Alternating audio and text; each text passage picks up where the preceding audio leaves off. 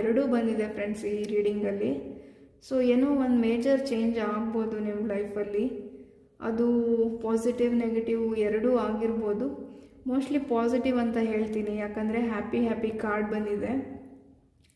So may be after 2 weeks ಇಲ್ಲಾಂದರೆ second week of February ಇಲ್ಲ 22-26 ಡೇಸಲ್ಲಿ ನಿಮಗೆ ನಿಮ್ಮ ಲೈಫಲ್ಲಿ ಏನಾದರೂ ಚೇಂಜಸ್ ಆಗ್ಬೋದು ಅಂತ ಹೇಳ್ತೀನಿ.